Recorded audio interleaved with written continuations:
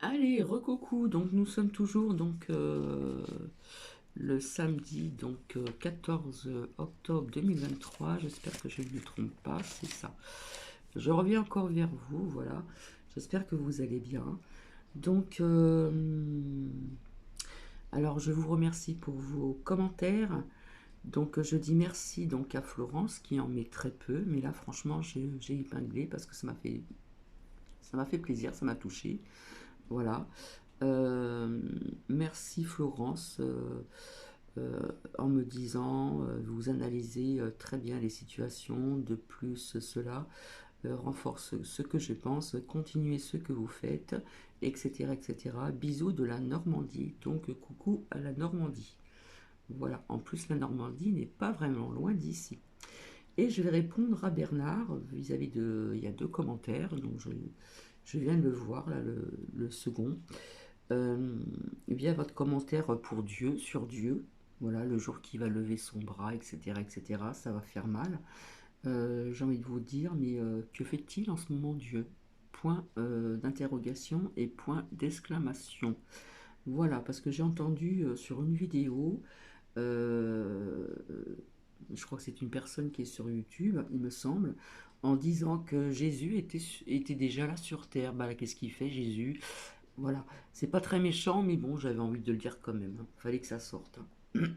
Bref, bon, je sais pas si vous avez vu, si vous avez entendu plutôt, pardon, euh, que le musée du Louvre a été donc fermé. On a vu les gens sortir, etc. C'est vis-à-vis de plusieurs réceptions de messages, comment dire, pour attentat à la bombe. Voilà. Donc ils vont commencer à fermer des structures dès qu'il y a quelque chose, etc.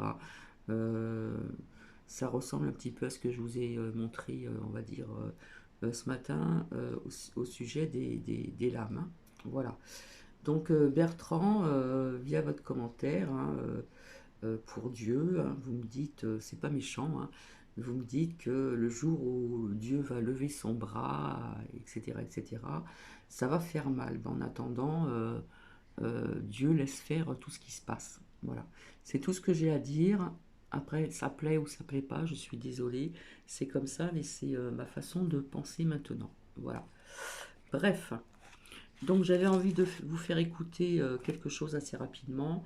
Alors ce n'est pas d'aujourd'hui, bien sûr. Donc ça concerne plus ou moins, comment dire, la situation de Gaza, pardon. Alors, on assiste à un massacre massif et délibéré de civils sur ce territoire. Donc c'est sur France 24. Voilà. Donc j'avais envie de vous le faire écouter parce qu'ils ont passé plusieurs petites choses, ça dure pas très longtemps. Donc on parle bien de ce qui se passe là-bas. Et là on parle de la situation donc à Gaza.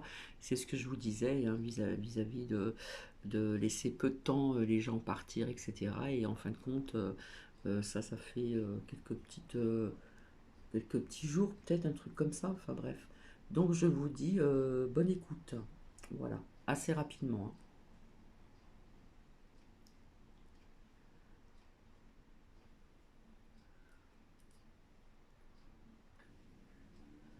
Le docteur Jean-François Corti, bonjour, merci d'être avec nous. Vous êtes vice-président de Médecins du Monde. Pour entrer dans le vif du sujet, dans le détail, qu'est-ce que vous pouvez nous dire de la situation humanitaire à Gaza ces dernières heures, par exemple? Écoutez, nous sommes en lien avec les équipes de Médecins du Monde, c'est une vingtaine de personnes et ils nous témoignent d'une situation qui est effroyable. On parle d'environ 2000 morts et de 7-8 000 blessés dans un contexte où les hôpitaux ne peuvent pratiquement plus travailler. Il n'y a plus d'électricité, le fioul commence à manquer pour les groupes électrogènes, les stocks de médicaments s'amenuisent, l'accès à l'eau et à la nourriture est rendu très très difficile, donc ça veut dire que ces blessés, pour la plupart, vont mourir dans les jours qui viennent. Donc on est dans un contexte catastrophique, on fait de la médecine de guerre, du tri de malades, on prend les malades qui pourront être sauvés avec un geste simple. Voilà, donc la situation, elle est cataclysmique à la fois pour les humanitaires qui risquent leur vie. Nous avons dans notre équipe des gens qui ont perdu des familles. Une partie a réussi à aller au sud, l'autre n'y arrive pas compte tenu des conditions de sécurité. Donc la situation est catastrophique. Ce qu'il faut dire, c'est que la demande de déplacement d'1 million de personnes en 24 heures est totalement irréaliste parce qu'il n'y a pas les conditions requises pour ça. Pourquoi il continue à y avoir des bombardements au nord et au sud, donc certaines personnes tentent de s'engager sur la route, mais doivent faire chemin arrière parce que c'est trop dangereux. La partie sud est déjà saturée en population, on est sur une bande ultra dense en termes de population, rien n'est prêt pour pouvoir recevoir 1 million de personnes, pas de tentes, pas d'eau, pas de nourriture, pas de dispositif de soins, donc on n'est pas prêt pour ça, et les routes sont saturées aussi, il n'y a qu'un axe nord-sud, donc c'est totalement irréaliste, à moins de considérer qu'il y aura et il y a un nombre conséquent de victimes aujourd'hui. Concrètement, à ce à quoi on est témoin, c'est un massacre massif, délibéré de civils pour l'instant sur ce territoire. Vous avez, vous, des contacts à Médecins du Monde avec les autorités israéliennes? Non, on n'a pas de contact direct aujourd'hui sur cette problématique. On donne des informations via la presse, via nos canaux aussi d'équipes qui se trouvent en Cisjordanie.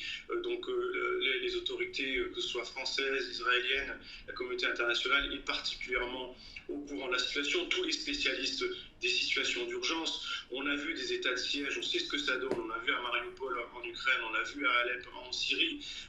Dans ces situations-là, même la population civile avait le temps de s'échapper. Il ne restait souvent d'ailleurs que des personnes âgées, des malades, quelques combattants. Mais là, dans ce blocus qui était déjà préexistant, une espèce de prison à ciel ouvert, personne n'a pu bouger. Donc vous avez énormément de familles, d'enfants qui sont en lien avec ce drame. D'ailleurs, la majorité des blessés que nous voyons, que nous soutenons, ce sont des femmes et des enfants. Et Médecins du Monde soutient quelques centres de santé.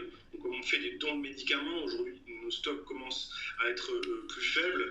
Et ce qu'il faut vraiment dire aujourd'hui, c'est qu'un corridor humanitaire qui consiste à faire rentrer de l'eau, de la nourriture, des médicaments, du fioul, pour pouvoir au moins faire en sorte que les déplacés puissent être pris en charge correctement, c'est le minimum, et il faut que les bombardements cessent, qu'il y ait des cessez-le-feu pour que les civils puissent avoir du répit, soit pour aller chercher de la nourriture et de l'eau, soit pour pouvoir se déplacer. La situation, elle est catastrophique. Docteur Jean-François Corti, dans ces conditions que vous nous décrivez, l'eau, la nourriture, l'électricité, pour satisfaire les besoins de base qui sont en train de manquer, comment les humanitaires arrivent-ils tout de même à travailler quand ils y parviennent? On est dans une situation exceptionnelle de mémoire humanitaire sur des conflits contemporains. Nous n'avons jamais vu cette situation où nos équipes doivent aussi faire attention à leur vie, à la vie de leur famille. Ils ont déjà, pour la plupart, perdu des membres de leur famille. Nous n'avons d'ailleurs pas de contact avec toute notre équipe parce qu'il n'y a plus d'électricité, plus de possibilité de recharger les téléphones portables.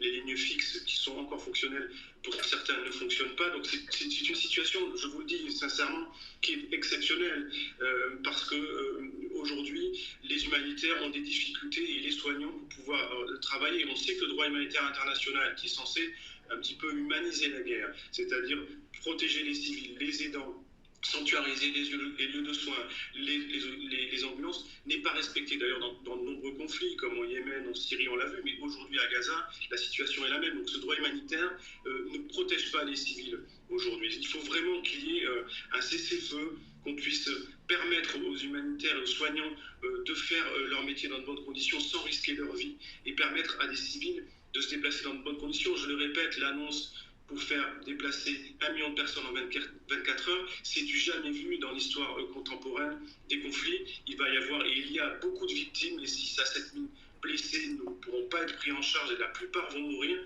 Nous sommes encore une fois en train d'assister à un massacre délibéré de masse en ce moment sur le territoire de Gaza. Si Médecins du Monde avait un message en direction des autorités françaises, quel serait-il ce message ?